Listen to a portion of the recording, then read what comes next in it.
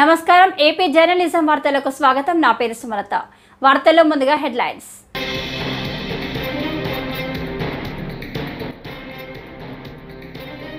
మరోసారి చంద్రబాబుకు వార్నింగ్ ఇచ్చిన జగన్, రాష్ట్రంలో భయానక వాతావరణాన్ని సృష్టిస్తున్నారని మండిపాటు.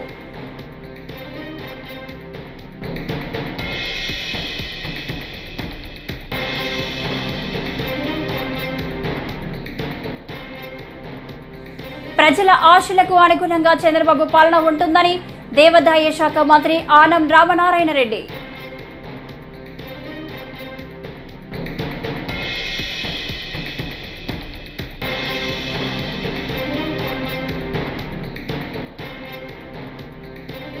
ముగిసిన పవన్ వారాహి దీక్ష, చాతుర్మాస దీక్షను చేపట్టనున్న పవన్ కళ్యాణ్.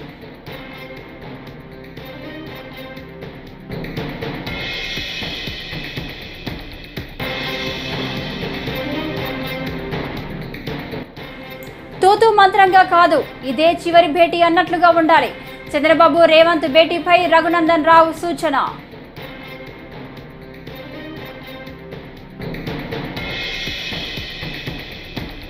ఇక డీటెయిల్స్ చూస్తే, జనసేన అధినేత ఏపీ డిప్యూటీ సీఎం పవన్ కళ్యాణ్కు దైవభక్తి చాలా ఎక్కువ.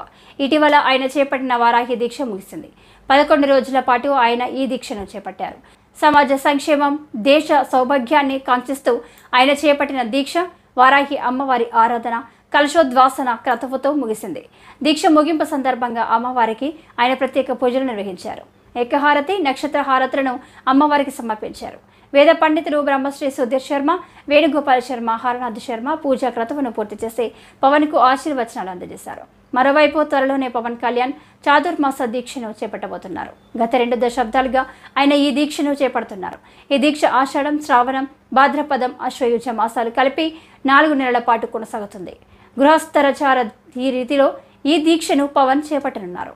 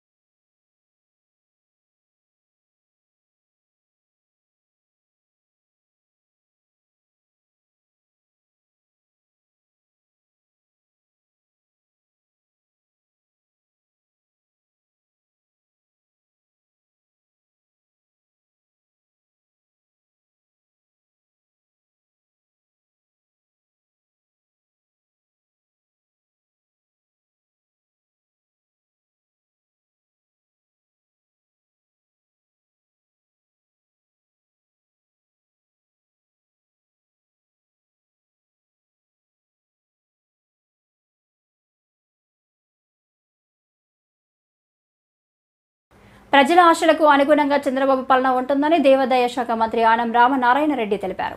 మంత్రి నారాయణ నివాసంలో ఎమ్మెల్యేలతో మంత్రులు నారాయణ, ఆనం రామనారాయణ రెడ్డి శనివారం భేటీ అయ్యారు. జిల్లాలో సమస్యలు, అభివృద్ధిపై సుదీర్ఘ చర్చలు జరిపారు. ఉమ్మడి నెల్లూరు జిల్లాలో అపరిష్కృత సమస్యలపై చర్చించినట్లు తెలిపారు. జిల్లా అభివృద్ధిపై అధికారులతో చర్చించి కలిసికట్టుగా పనిచేస్తామని అన్నారు. పార్టీ బలోపేతానికి జిల్లా అభివృద్ధిపై దృష్టి సారిస్తామని తెలిపారు. నిన్న ప్రతిపక్ష నాయకత్వం నాకు కావాలని అడిగేటువంటి హోదా కూడా లేనటువంటి మాజీ ముఖ్యమంత్రి శ్రీ జగన్మోహన్ రెడ్డి గారు ఇక్కడికి వచ్చారు. ఆయన ఏం మాట్లాడారు? నిన్న ఆయనే సాక్ష్యం చెప్పేశారు. పిన్నెల్లి రామకృష్ణారెడ్డి గారు ఈవీఎం పగలగొట్టింది వాస్తవం అని ఆయనే సాక్ష్యం చెప్పాడు. దానికి వేరే విచారణ అవసరం లేదు. సాక్షాత్తు జగన్మోహన్ రెడ్డే సాక్షి కాబట్టి న్యాయస్థానాలు కూడా ఎటువంటి విచారణ లేకుండా చట్ట ప్రకారం ఆయన మీద చర్య తీసుకోవాల్సిన అవసరం ఉందనేదే ఇవాళ నేను అనుకునేటువంటి కార్యక్రమం. ఇది వ్యక్తిగతంగా నేను మాట్లాడుతూ ఉన్నాను. ఈవీఎం పగలగొట్టింది వాస్తవమేనంటే సాక్ష్యమే కదా. జగన్మోహన్ రెడ్డి గారు ఆయన్ని పరామర్శించడానికి వచ్చాడా, లేకుంటే మరిన్ని కేసుల్లో ఆయన్ని దొరికిపోయే విధంగా ఈయనే సాక్ష్యం చెప్పడానికి వచ్చాడని నాకు అర్థం కావట్లేదు. నిన్నటి జగన్మోహన్ రెడ్డి పర్యటన పెన్నెల్లి రామకృష్ణారెడ్డి నా పార్టీ వాడు తప్పు చేశాడు, ఆయన్ని చట్టపరంగా శిక్షించండి, న్యాయపరంగా కూడా శిక్షించండి సాక్ష్యం చెప్పిపోయాడు. కాబట్టి కనీసం పార్టీ నాయకత్వానికి కూడా విలువలు లేనటువంటి పరిస్థితుల్లో ఇవాళ ఈ రాష్ట్రంలో వైఎస్ఆర్సీపీ పార్టీ ఉంది, ఆ నాయకత్వం ఉంది. కాబట్టి భవిష్యత్తులో వైఎస్ఆర్సీపీ పార్టీ ఈ ఆంధ్రప్రదేశ్లో మనుగడ సాధించలేదనేటువంటిది సుస్పష్టంగా నిన్న ఆయనే చెప్పిపోయాడు. కాబట్టి దీని గురించి పెద్దగా మనం వేరేగా అనుకోవాల్సిన అవసరం లేదు. గత ప్రభుత్వంలో ప్రతి ఒక్కరూ భయపడుతూ ఉన్నారు. వ్యాపారస్తుడు, చిన్న వ్యాపారస్తుడు వ్యాపారం చేసుకోవాలన్నా, పెద్ద వ్యాపారస్తుడు వ్యాపారం చేసుకోవాలన్నా, ఒక ఇండస్ట్రీస్ వచ్చి ఇక్కడ పెట్టాలన్నా భయపడుతూ ఉండేవాళ్ళు. ఈరోజు అందరూ ఫ్రీ అయ్యారు. నేను నెల్లూరు ప్రజలందరికీ ఒకటే చెప్పేది, వ్యాపారం చేసుకున్నాడు స్వేచ్ఛగా చేసుకోండి, అయితే రూల్స్ అండ్ రెగ్యులేషన్స్ అతికించొద్దు. అదేవిధంగా ముఖ్యమంత్రి గారు ఆదేశించారు, నెల్లూరు, కడప ఈ రెండిట్లో లేఅవుట్లలో చాలా అక్రమాలు జరిగినాయి, గత ప్రభుత్వం చేశారు, వెంటనే ఎంక్వైరీ కమిటీ వేయమన్నారు. దానికి ఎంక్వైరీ కమిటీ వేసాం. ఏపీ ముఖ్యమంత్రి చంద్రబాబుపై మాజీ సీఎం జగన్ మరోసారి తీవ్ర వ్యాఖ్యలు చేశారు. గతంలో ఎన్నడూ లేని విధంగా దాడుల సంస్కృతిని చంద్రబాబు ప్రోత్సహిస్తున్నారని మండిపడ్డారు. టీడీపీ శ్రేణులు దాడులను వెంటనే ఆపకపోతే రానున్న రోజుల్లో టీడీపీ వాళ్లకు కూడా అదే గతి పడుతుందని మరోసారి వార్నింగ్ ఇచ్చారు. టీడీపీ శ్రేణుల దాడిలో గాయపడి కడప రిమ్స్ ఆసుపత్రిలో చికిత్స పొందుతున్న పార్టీ కార్యకర్తలను జగన్ పరామర్శించారు. ఈ సందర్భంగా ఆయన మాట్లాడుతూ ఈ వ్యాఖ్యలు చేశారు. 20 ఏళ్ల పిల్లాడిని ఎందుకు నిర్దాక్షిణ్యంగా కొట్టారో కూడా తెలియదు. కేవలం ఎన్నికల్లో వైఎస్ఆర్ కాంగ్రెస్ పార్టీకి తరఫున తాను ఓటు వేశాడని, వైఎస్ఆర్ కాంగ్రెస్ పార్టీకి సంబంధించిన కుటుంబానికి చెందిన వ్యక్తిని అతి దారుణంగా కావాలని అదే పనిగా వేంపల్లకు అదే పనిగా ఒక వెహికల్లో వచ్చి దారిలో పోతా ఉన్న పిల్లోడిని బైక్ ఆపి నిర్దాక్షిణ్యంగా కొట్టి హాస్పిటల్ పాలు చేస్తూ ఉంటే ఏమి సాధిస్తూ ఉన్నారు? ఇంతవరకు పులివెందుల్లో ఎప్పుడు ఇలాంటి సాంప్రదాయం లేదు. ఎన్నో ఎన్నికల్లో చేశారు, ఎప్పుడు పులివెందుల్లో ఇలాంటి సాంప్రదాయం లేదు. ఎన్నికలు అయిపోయిన తర్వాత ఓటు వేయని వారిని కొట్టే కార్యక్రమం ఎప్పుడు జరగల. రాష్ట్ర వ్యాప్తంగా కూడా ఒక భయాందోళన వాతావరణం క్రియేట్ చేయడం కోసం అని రాష్ట్ర వ్యాప్తంగా ఇదే చేయిస్తూ ఉన్నారు దగ్గరుండి. ఏం సాధిస్తారు దీనివల్ల? మీరు వేసే ఈ బీజం చేసే ఈ చెడు సాంప్రదాయం రేపొద్దున మళ్ళీ తెలుగుదేశం పార్టీ కార్యకర్తలకి చుట్టుకుంటుంది. చంద్రబాబు నాయుడు అనుకుంటా ఉన్నాడు తానేదో ఈ మాదిరిగా చేసి భయాందోళన క్రియేట్ చేసి వైఎస్ఆర్ కాంగ్రెస్ పార్టీకి ఓటు వేసిన వాళ్ళని కొట్టడం వల్ల ఒక తెలియని ఆనందం తనలో ఏదో పొందాలని చెప్పి అనుకుంటా ఉన్నాడు. రాష్ట్ర వ్యాప్తంగా ఒక భయాన్ని క్రియేట్ చేయాలని ప్రయత్నం చేస్తూ ఉన్నాడు. కానీ నేను చంద్రబాబు నాయుడు గారికి మరొక్కసారి కూడా చెప్తా ఉన్నా, ఒక చెడు సాంప్రదాయానికి నాంది పలుకుతూ ఉన్నారు. దయచేసి ఆపండి. ఆపకపోతే మాత్రం ఎల్లకాలం మీరే అధికారంలో ఉండరు. అధికారం మారిన రోజున ప్రజలు చంద్రబాబు నాయుడు గారు చేస్తూ ఉన్న ఈ అన్యాయాలను చూసి శిశుపాలని పాపాలు పండినట్టుగా ఆ పాపాలు చాలా వేగంగా పండుతూ ఉన్నాయి.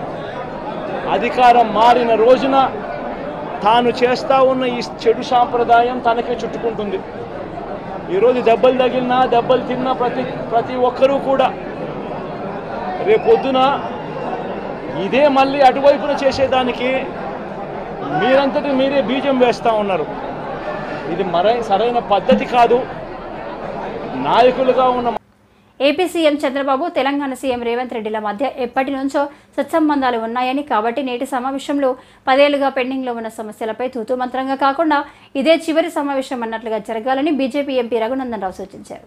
శనివారం ఆయన మీడియాతో మాట్లాడుతూ ప్రజాభవన్ వేదికగా ఈరోజు సాయంత్రం 6 గంటలకు ఇరు రాష్ట్రాల సీఎంలు భేటీ కాబోతున్నారని, ఈ సమావేశం ఫలితాలు 2 రాష్ట్రాల ప్రజలకు ఆనందం పంచేలా ఉండాలని ఆకాంక్షించారు. ఈరోజు సాయంత్రం 6 గంటలకు భాగ్యనగరంలో జరగనున్నటువంటి 2 రాష్ట్రాల ముఖ్యమంత్రుల సమావేశంలో జరగబోతున్నటువంటి సమావేశ ఫలితాలు రేపు ఉభయ రాష్ట్రాల ప్రజలకి ఆనందాన్ని పంచే రీతిలో ఉండాలని చెప్పి నేను ఇరు రాష్ట్రాల ముఖ్యమంత్రులకి సవినయంగా అప్పీల్ చేస్తా ఉన్నాను.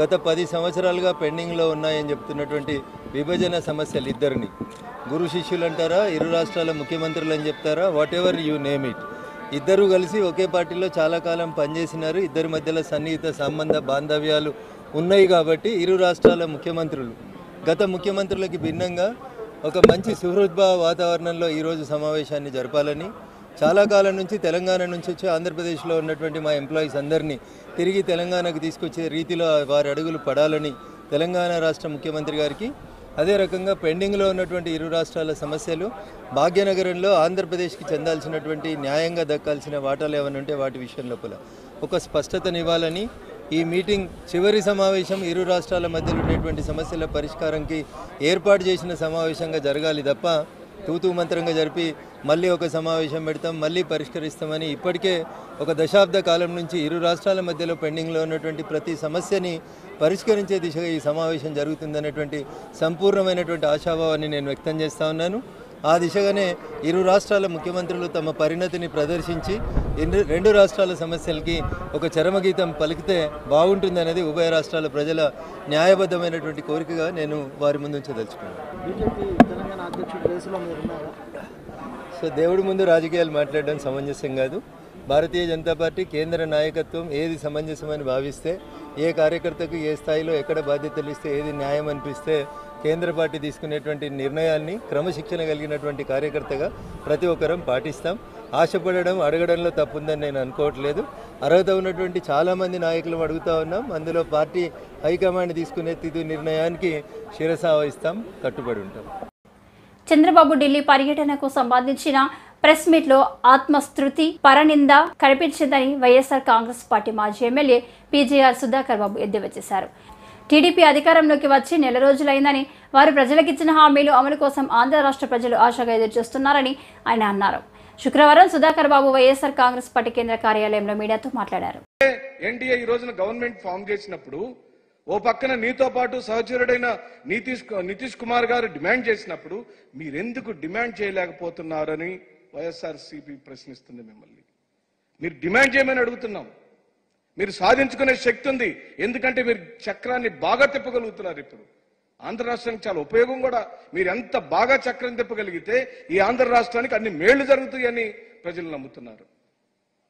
మీ అధికారాన్ని దుర్వినియోగం చేసుకోకుండా ప్రజలు ఇచ్చిన మద్దతుని ఓ 4,12,12 మంది ఓటర్లు ఉంటే మీకు 1,53,84,576 మంది ఓట్లేశారు.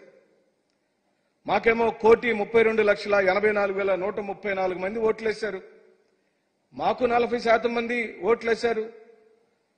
మాతో జనం ఉన్నారు. అలాగనే ఇప్పుడు మీకు ఓట్లేసిన వాళ్ళైనా మాకు ఓట్లు వేసిన వాళ్ళు అందరూ మన ప్రజలే. ఆ ఆలోచన దృక్పథంతోనే జగన్మోహన్ రెడ్డి గారు తన యొక్క సంక్షేమ పథకాల అమలులో కానివ్వండి, పరిపాలనలో కానివ్వండి, ఆయన పరిపాలించిన విధానంలో కానీ ఏ ఒక్క రోజు కూడా పార్టీల ప్రస్తావనే చేయలేదు. మా కార్యకర్తలు చెబుతున్నారు మన ఓటమిలో అదొక కారణమని. ఈరోజు మీరు నెల రోజుల్లోనే చూపించేశారు అధికారం ఎందుకు తెచ్చుకోవాలి, అధికారం వస్తే ఏం చేయొచ్చు, అధికారం వస్తే పక్క పార్టీ వాళ్ళ మీద కేసులు ఎట్ట పెట్టొచ్చు, కొట్టడం ఎలా చేయొచ్చు, దోపిడీ ఎలా చేయొచ్చు, దౌర్జన్యం ఎలా చేయొచ్చు, కట్టుకున్న బిల్డింగ్లు ఎలా కూల్చొచ్చో మీరు చూపించేశారు. జగన్మోహన్ రెడ్డి గారు ఆ పాలసీ నమ్మలేదండి. ఆ పాలసీ నమ్మలేదు కాబట్టే ప్రతి ఒక్కళ్ళకి తెలుగుదేశం అయినా, బీజేపీ అయినా, కాంగ్రెస్ అయినా, లేదా కమ్యూనిస్ట్ పార్టీలైనా, జనసేన కార్యకర్తలైనా వైఎస్ఆర్ కాంగ్రెస్ పార్టీ పరిపాలనలో, జగన్మోహన్ రెడ్డి గారి పరిపాలనలో పూర్తిగా సంక్షేమాల్ని తీసుకున్నారు, అనుభవించారు. ఈరోజు మేమేం అడగటం లేదు.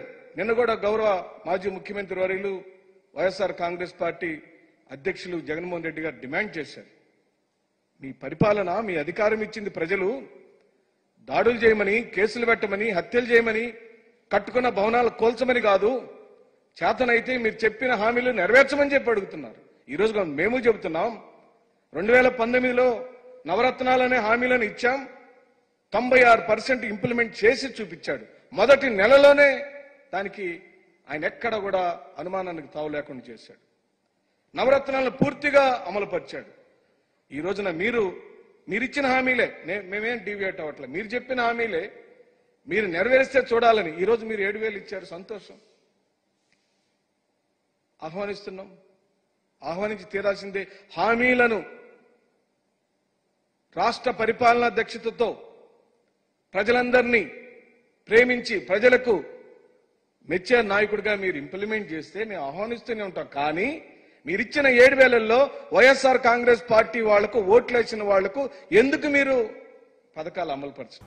వైఎస్ఆర్ కడప జిల్లా కాంగ్రెస్ జిల్లా మేజిస్ట్రేట్ గా లోతేడి శివశంకర్ శనివారం వేద పండితుల మంత్రోచ్చరణల మధ్య బాధ్యతలు చేపట్టారు. పండితులు అధికారులు పూర్ణ కుంభ స్వాగతంతో కలెక్టర్కు స్వాగతం పలికారు. బాధ్యతలు చేపట్టిన అనంతరం కలెక్టర్ శివశంకర్ మాట్లాడుతూ కడప జిల్లాలో పనిచేయడం ఎంతో గర్వంగా ఉందని తెలిపారు. అధికారుల సమిష్టి కృషితో జిల్లాను అన్ని విధాలుగా అభివృద్ధి చేస్తారని తెలిపారు.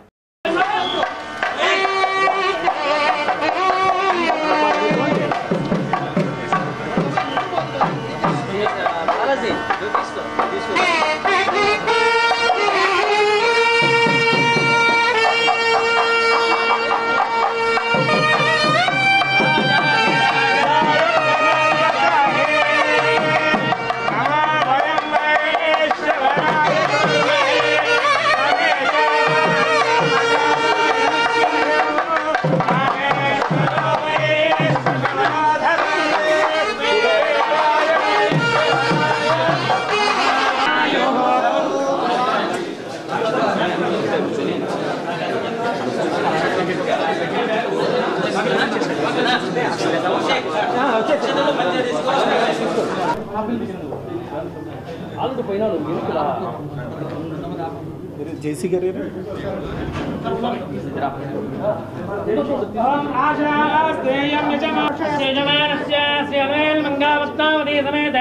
శ్రీ వెంకటేశ్వర స్వామి సంపూర్ణ ప్రసాదంతో మహాంతో శ్రీ శ్రీశైల మల్లికార్జున స్వామి సంపూర్ణ అనుగ్రహ ప్రసాదంతో మహాంతో యజమానస్య శ్రీ రాజరాజేశ్వరి అనుగ్రహ ప్రసాదం భవంతో మహాంతో యజమానస్య శ్రీ కామకోటి కళాంబికా సమేత సోమసుందరేశ్వర స్వామి సంపూర్ణ అనుగ్రహ ప్రసాదం భవంతో మహాంతో ఓం సత్యాస్యంతి యజమానస్య కామాః ధ్రువంతే రాజా వరుణో ధ్రువంతే ఇంద్రశ్చాగ్నిశ్చ రాష్ట్రం దేవరజ్ఞం సుజనం తదేవ తారాబలం చంద్రబలం విద్యాబలం దేవబలం తదేవ లక్ష్మీపదే తేంద్రయుగం స్మరామి అయం ముహూర్తః సుముహూర్తః. ఓకే సార్, ఓకే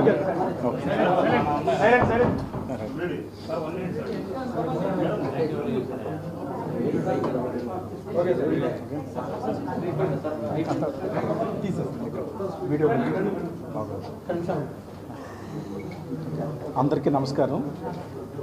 ఈరోజు భౌగోళికంగా ఎంతో వైవిధ్యం కలిగి ఎంతో చారిత్రాత్మక ప్రాశస్త్యం కలిగిన కడప జిల్లాకు 168వ కలెక్టర్గా జాయిన్ అవటం నాకు ఈరోజు ఛార్జ్ తీసుకోవడం చాలా ఆనందంగా ఉంది.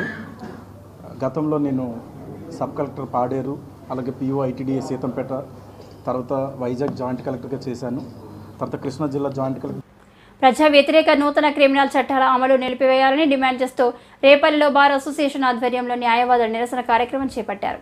పార్లమెంట్లో ఎలాంటి చర్చ లేకుండానే కేంద్ర ప్రభుత్వం అమలులోకి తీసుకువచ్చిన నేర చట్టాలపై వెంటనే పునఃసమీక్ష జరగాలని డిమాండ్ చేస్తూ న్యాయవాదులు నిరసన తెలిపారు. నూతన నేర చట్టాల అమలును నిరసిస్తూ న్యాయవాదులు కోర్టు విధులను బహిష్కరించారు. కొత్త చట్టాలను రద్దు చేయాలి, కొత్త చట్టాలను వర్ధిల్లాలి, న్యాయవాదుల ఐక్యత, వర్ధిల్లాలి, న్యాయవాదుల ఐక్యత. కేంద్ర ప్రభుత్వం తీసుకొచ్చినటువంటి కొత్త విధానము న్యాయవాదులకు అయోమయ పరిస్థితిలో పడే అవకాశం ఉన్నది. ఇంత ముందున్నటువంటి చట్టాలనే సక్రమంగా అమలు చేస్తే బాగుంటుంది. ఈ కొత్త చట్టాలను రద్దు చేసే వరకు న్యాయవాదులు రాష్ట్ర వ్యాప్తంగా ఉద్యమం చేస్తారని చెప్పి నేను ఈ సభాముఖంగా తెలియజేసుకుంటున్నాను. ఈ కొత్త చట్టాల వలన సరైన అవగాహన లేక న్యాయవాదులు తికమకబడే పరిస్థితి ఉన్నది. అందుకని పాత చట్టాలనే అమలు జరిపే విధానం వచ్చే వరకు రాష్ట్ర వ్యాప్తంగా న్యాయవాదులంతా ఉద్యమం చేస్తారని చెప్పి నేను ఈ సమాముఖంగా తెలియజేస్తున్నాను. ప్రభుత్వం వారు ఇటీవల మరి దేశవ్యాప్తంగా ఉన్నటువంటి క్రిమినల్ కేసులకు సంబంధించినటువంటి 3 చట్టాలు తీసుకొచ్చారు. ఆ చట్టాలు వాస్తవంగా ప్రజలకు చాలా నష్టం కలిగించేటువంటి విధంగా ఉన్నాయి. ఇప్పుడున్నటువంటి చట్టాలు ప్రజలకు అవగాహన ఉంది, అట్లాగే న్యాయవాదులకి సమాజానికి అన్ని కూడా అవగాహన ఉన్నటువంటి చట్టాలు అవి ఇండియన్ ఎవిడెన్స్ యాక్ట్ గాని, అట్లాగే ఐపీసీ గాని, సిఆర్పీసీ గాని ఇవన్నీ కూడా ప్రజలకు ఉపయోగమైనటువంటి చట్టాలు. వీటి స్థానంలో వీటిని రద్దు చేసి కొత్త విధానాన్ని తీసుకువస్తా ఉన్నారు ప్రభుత్వం వారు. అది చాలా దుర్మార్గమైనటువంటి చర్య. ఎందుకంటే ఆ చట్టాలు ప్రవేశపెట్టేటప్పుడు దేశవ్యాప్తంగా కూడా ప్రజల్లో చర్చ జరగాలి, పార్లమెంట్లో చర్చ జరగాలి, ప్రజా ఆమోదం పొందాలి తప్ప ఏదో మేము తీసుకొస్తున్నాము ప్రజలందరూ కూడా భరించాలంటే అది చాలా నియంత్రితమైనటువంటి వ్యతిరేకమైనటువంటి ప్రజా వ్యతిరేక చర్య. అలాంటి చర్యలందరూ కూడా దేశవ్యాప్తంగా ఉన్నటువంటి న్యాయవాదులందరూ కూడా ఖండిస్తూ ఉన్నారు. దేశవ్యాప్తంగా అందరూ కూడా న్యాయవాదులు ప్రజలందరూ కూడా ఐక్య ఉద్యమం ద్వారా ఖచ్చితంగా ఈ చట్టాలు రద్దు చేయాలని ప్రజలందరూ కూడా అవగాహన చేసుకుని ఈ ఉద్యమంలో భాగస్వాములు కావాలని అందరూ కూడా విజ్ఞప్తి చేస్తూ ఉన్నాం. న్యాయస్థానం టు దేవస్థానం కార్యక్రమంలో శ్రీవారి దర్శనానికి వచ్చిన తమను ఆదరించిన ఎమ్మెల్యే పులివర్తి నాని ఆ రోజు చూపిన ఆప్యాయత మరవలేనిదని అమరావతి రాజధాని ప్రాంత రైతులు అన్నారు. శ్రీవారి దర్శనాంతరం తిరుచారణూరులో ఓ ప్రైవేటు ఫంక్షన్ హాల్లో ఉన్న చంద్రగిరి ఎమ్మెల్యే పులివర్తి నానిని కలిసి భారీ మెజారిటీతో విజయం సాధించినందుకు శుభాకాంక్షలు తెలిపి ఆరోగ్య పరిస్థితులను అడిగి తెలుసుకున్నారు.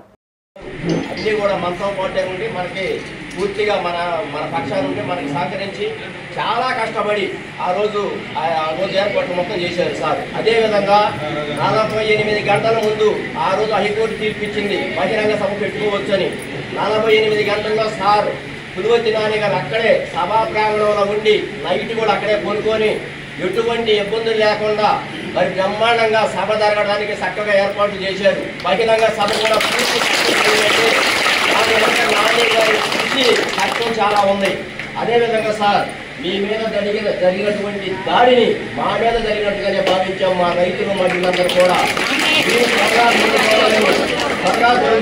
భగవాన్ని ప్రార్థించాం. ప్రతి ఒక్కరు కూడా కన్నీరు కట్టారు మీ మీద ఆ రోజు జరిగినటువంటి దాడి. అదేవిధంగా పులివర్తి నాని గారంటే మా అందరి హృదయాల్లో మా అందరి గుండెల్లో మీకు చెరగని ముద్రగా ఉంటుంది సార్. ఎందుకంటే మీరు ఆ రోజు అటువంటి పరిస్థితుల్లో పాదయాత్రలో ప్రభుత్వం నుంచి మీకు ఎన్ని ఒత్తిళ్లు ఉన్నాయి. ఖరీఫ్ సీజన్లో పంటల సాగుకు రైతులు ఇబ్బందులు లేకుండా వ్యవసాయ అనుబంధ శాఖల అధికారులు చూసుకోవాలని తూర్పు గోదావరి కలెక్టర్ ప్రశాంతి సూచించారు. శుక్రవారం రాజమండ్రిలోని కలెక్టరేట్ వద్ద వ్యవసాయ అనుబంధ శాఖల అధికారులతో ఆమె సమీక్ష నిర్వహించారు. ప్రభుత్వ మార్గదర్శకాల ప్రకారం నిర్దేశిత లక్ష్యాలను చేరేందుకు అధికారులంతా కార్యాచరణ రూపొందించాలని కలెక్టర్ సూచించారు.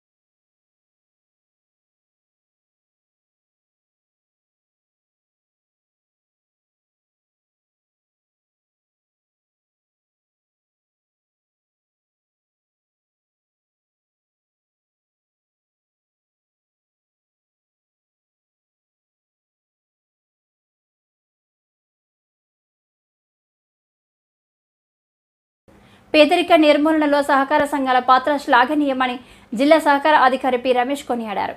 అంతర్జాతీయ సహకార దినోత్సవం శనివారం విజయనగరం జిల్లా సహకార బ్యాంకు ఆవరణలో పతాకావిష్కరణ చేశారు. డీసీఓ రమేష్ మాట్లాడుతూ పేదరికాన్ని నిర్మూలించే కార్యక్రమాల్లో సహకార సంఘాలు అందిస్తున్న సేవలు మలవలేనివని అన్నారు. సరైన నాయకత్వం ఉంటే సహకార సంఘాలు గణనీయమైన విజయాలను సాధిస్తాయని చెప్పారు.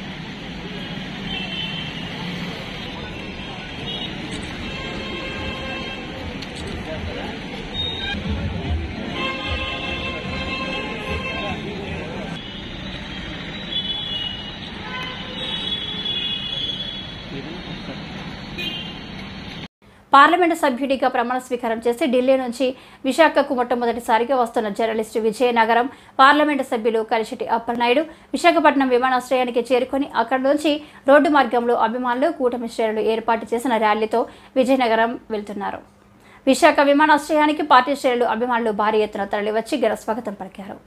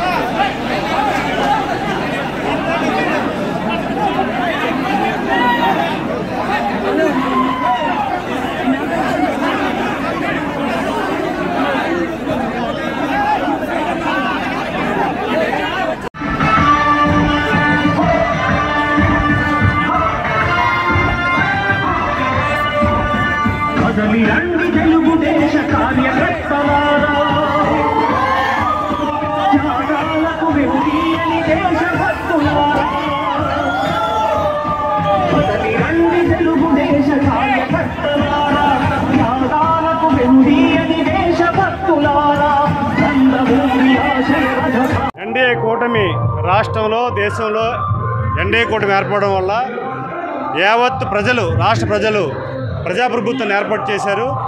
ఈరోజు మనందరి నాయకుడు చంద్రబాబు నాయుడు గారు ఢిల్లీ పర్యటనకు వచ్చి 2 రోజులు విరామం లేకుండా ప్రధానమంత్రిని కేంద్ర మంత్రులు పర్యటన చేసి వారిని కలుసుకొని 5 కోట్ల ఆంధ్రులకు ఏం కావాలో అన్నీ కూడా అడిగి ఈరోజు ఏదైతే నమ్మకంతో ప్రజలు ఇచ్చి అవకాశం ఇచ్చి వారికి గౌరవం ఇచ్చారో మా అందరూ గౌరవం ఇచ్చారో ఆ గౌరవాన్ని బాధ్యతగా తీసుకొని ఈరోజు ముఖ్యమంత్రి చంద్రబాబు నాయుడు గారు ఇటు పవన్ కళ్యాణ్ గారు బీజేపీ అగ్ర నాయకత్వం అందరూ కూడా కలిసి రాష్ట్ర అభివృద్ధి కోసం పనిచేస్తున్నారు.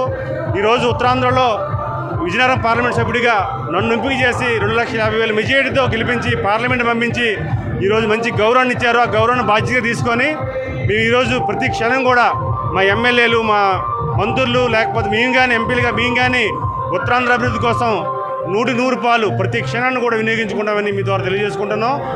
మాది ప్రజా సంక్షేమం ప్రజల కోసం ఆలోచించే ప్రభుత్వం. చంద్రబాబు నాయుడు గారు కానీ లేకపోతే పవన్ కళ్యాణ్ గారు కానీ లేకపోతే ఈ వార్తలు ఇంతటితో సమాప్తం. నమస్కారం.